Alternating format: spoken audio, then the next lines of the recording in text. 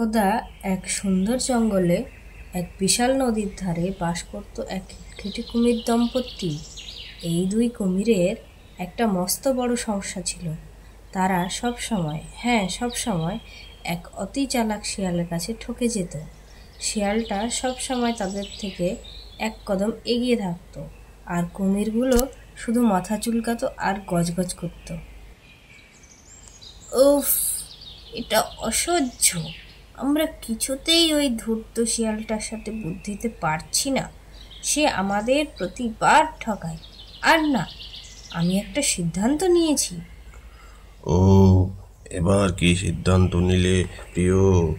শিয়ালটাকে ধরার নতুন কোনো বুদ্ধি? না গো বোকা, তার চেয়েও ভালো।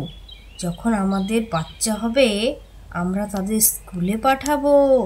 তারা পড়াশোনা শিখে ভীষণ চালাক হবে। তাহলে ওই ধূর্ত শিয়ালটা আর তাদের কোনো দিনও ঠকাতে পারবে না। এটা আসলে খুব খারাপ বুদ্ধি নয়। ঠিক আছে, রাজি। আর এভাবেই কুমির দম্পতি একটা বুদ্ধি করে ফেলল। দেখতে দেখতে 7টা আদরের ছোট্ট কুমির ছানা ডিম ফুটে বেরিয়ে এলো। তারা সবেমাত্র তাদের ছোট ছোট পায়ে হাঁটতে শিখছে। এমন সময় তাদের বাবা কুমির তাদের মস্ত বড় দায়িত্বের কথা বলতে শুরু করলো। ছোট্ট সোনামণিরা, মনোযোগ দিয়ে শোনো। তোমরা মহৎ কাজের জন্য তৈরি হয়েছ। তোমরা স্কুলে যাবে, অনেক কিছু শিখবে, আর ভীষণ বুদ্ধিমান হবে। তাহলে আর ওই চালাক শিয়ালটা তোমাদের কোনোদিনও বোকা বানাতে পারবে না। কিন্তু অনুমান করো কে ঝোপের আড়াল থেকে শুনছিল? ঠিক ধরেছ, সেই চালাক শিয়াল। সে সব কথা শুনে নিল। সন্ধ্যা নামতেই দুষ্টু শিয়াল একটুও দেরি করলো না। সে একটা ঢোল নিয়ে জোরে জোরে বাজাতে শুরু করলো। পুরো জঙ্গলে এক মস্ত শোরগোল ফেলে দিল। ওহে বনবাসীগণ, শোনো শোনো, শিয়াল পণ্ডিত এই দেশের সবচেয়ে জ্ঞানী পণ্ডিত একটি নতুন স্কুল খুলেছেন। হ্যাঁ, সবার জন্য একটি স্কুল, আমার নিজের গুহার ভিতরে, নদীর ধারে, উত্তর দিকে, সবার জন্য শিক্ষা। চলে এসো, চলে এসো। কুমির দম্পতি ঘোষণা শুনে দাঁত কিলিয়ে হাসলো। ওগো প্রিয়, এটা তো দারুণ ব্যাপার। একটা স্কুল এমনি এমনি আমাদের আর খুঁজতে হবে না। কাল সকালে আমাদের ছোটদের সেখানে নিয়ে যাব। তারা চালাক হয়ে যাবে, আর অবশেষে শিয়ালটা আমাদের বোকা বানাতে পারবে না। পরের দিন সকালে খুব ভোরে পুরুষ কুমির শিয়াল পণ্ডিতের পাঠশালায় পৌঁছালো আর তাকে ডাকতে শুরু করলো। শিয়াল পণ্ডিত, ও শিয়াল পণ্ডিত, বাড়িতে আছো? ও বাবা, কি দারুণ ব্যাপার আমার প্রিয় কুমির বন্ধু, এত সকালে। আমার প্রিয় শিয়াল পণ্ডিত, আমি আমার এই 7টি বাচ্চাকে তোমার এখানে নিয়ে এসেছি। আমি চাই না তারা আমার মতো মূর্খ থাকুক। তুমি যদি একটু লেখাপড়া শিখিয়ে দাও। ও আমার প্রিয় বন্ধু, বলতে হবে না। আমার মতন একজন মহাপণ্ডিত থাকতে আমি ওদের 7 দিনেই একেবারে বুদ্ধিমান পণ্ডিত বানিয়ে দেব। তুমি একটু চিন্তা করো না ভাই। তোমার এই 7টা ছানাকে বরং আমার পাঠশালায় রেখে যাও। তোমার কথা শুনে আমি ভীষণ খুশি হলাম। ও, ধন্যবাদ ধন্যবাদ শিয়াল পণ্ডিত। আমার ছানাগুলো তাহলে তোমার কাছেই রইল। আমি এখন বাড়ি চলে এলাম, কিন্তু রোজ একবার করে এসে আমার ছানাগুলোকে দেখে যাব, কেমন? নিশ্চয়, কোনো সমস্যা নেই। বিকেলে শিয়াল তার শিক্ষাদান শুরু করলো। সে 7টি কুমির ছানাকে একত্রিত করে বলল, আজ আমি তোমাদের একজনকে পড়াবো। কে আমার সাথে আসবে? সে একটি কুমির ছানাকে গুহার এক কোণে বড় এক পাথরের আড়ালে নিয়ে গেল। এখন আমার ছোট্ট সোনামণি আমার সাথে বলো, কণা খনা গনা খনা, কেমন লাগছে কুমির ছানা? আর এভাবেই এক নিমেষে শিয়াল সেই বেচারা কুমির ছানাটিকে গিলে ফেলল। তারপর সে চালাকি করে কুমির ছানার দাঁতগুলো পাথরের সাথে ঝুলিয়ে রাখলো তার কৌশল লুকানোর জন্য। পরের দিন সকালে পুরুষ কুমির তার বাচ্চাদের দেখতে এলো। শিয়াল পণ্ডিত, বাড়িতে আছো? আমার ছানাগুলো কেমন পড়াশোনা করছে আর কেমন ভাই আছে, সবাইকে একবার ডাকো, দেখা করে যাই। শিয়ালের মুখটা হঠাৎ চিন্তায় ভরে গেল। ওহ না, সে ভাবলো যদি কুমির তার সব বাচ্চাদের না দেখে তাহলে তো সন্দেহ করবে। কিন্তু শিয়াল অতি চালাক হওয়ায় দ্রুত একটি বুদ্ধি বের করলো। সে একে একে কুমির ছানাগুলিকে বের করে আনতে শুরু করলো। দেখো, এই যে তোমার এক্কা, আর এই যে তোমার দোক্কা, একইভাবে টেক্কা, চোক্কা, পাক্কা, ছক্কা দেখায়। তারপর সপ্তমটির জন্য সে প্রথমটিকে আবার বের করে আনে। আর এই যে তোমার সাতকা। ও বাবা, আমার ছানাগুলো খুব ভালো পড়াশোনা করছে মনে হচ্ছে।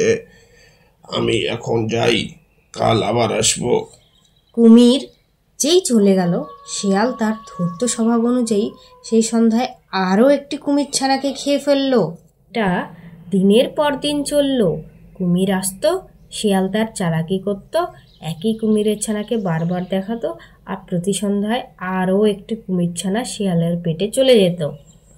এক সন্ধ্যায় যখন সব কুমির ছানা শেষ হয়ে গেল, শিয়ালিনী তার স্বামীর দিকে চিন্তিত মুখে তাকালো। তুমি প্রতিদিন একটু করে কুমির ছানা খাও আর বাবা কুমিরকে বোকা বানিয়ে বেঁচে যাও, কিন্তু আজ তো একটাও ছানা বাকি নেই। আজ কি দেখাবে?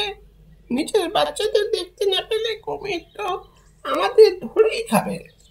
ও প্রিয়, আমরা যদি এখানে না থাকি তাহলে সে আমাদের ধরতে পারবে না। নদীর উপারে জঙ্গলটা অনেক সুন্দর, চলো আমরা সেখানেই পালিয়ে যাই। আর এ কথা বলে শিয়াল আর শিয়ালিনী ঝড়ের বেগে ছুটতে শুরু করলো নদীর দিকে, ওপারে পালিয়ে যাওয়ার আশায়। ঠিক তখনই পুরুষ কুমির গুহায় এসে ডাকতে লাগলো। শিয়াল ভাই, ও শিয়াল ভাই, বাড়িতে আছো? কোনো সাড়া না পেয়ে কুমির ভাবল, আমি বরং ভেতরে গিয়ে দেখি। সে গুহার ভেতরে উকি দিল, আর সে কিছুই দেখতে পেল না। কোনো শিয়াল নেই, শিয়ালিনীও নেই। আর তারপর তার বুকটা ভেঙে গেল। সে দেখলো তার 7টি বাচ্চার দাঁত পাথরের উপর ঝুলছে। কুমিরটা রাগে অগ্নিশর্মা হয়ে গেল। সে পাগলের মতন সেই দুষ্টু শিয়ালকে খুঁজতে শুরু করলো।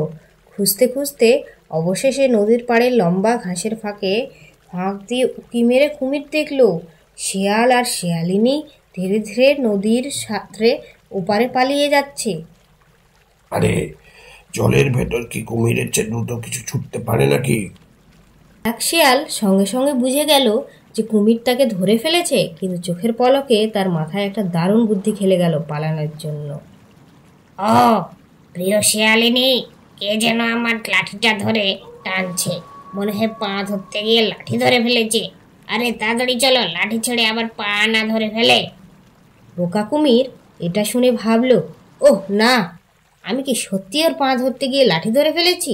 তাই সে কামড় ছেড়ে দিয়ে শিয়ালের আসল পা ধরার চেষ্টা করলো। আর ঠিক তখনই শিয়াল চটজলদি নড়াচড়ায় পা ছাড়িয়ে পালিয়ে গেল নদীর ওপারে। কুমিরটা আবারও বোকা বনে গেল। ঠিক আছে, তুমি আমাকে আবার ঠকালে, কিন্তু আমি পরের বার তোমাকে দেখে নেব, অপেক্ষা করো। পরের দিন সকালেও কুমিরটা রাগে ফুঁসছিল। ওই হতচ্ছাড়া শিয়ালগুলো, আমি তাদের কত খুঁজে বেরিয়েছি, কিন্তু কিছুতেই তাদের নাগাল পাচ্ছি না। আমি জানি আমাকে দেখলেই ওরা পালিয়ে যায়। একটা নতুন ফন্দি আঁকতে হবে। কাল সকালে আমি নদীর পাড়ে মোড়া সেজে থাকবো।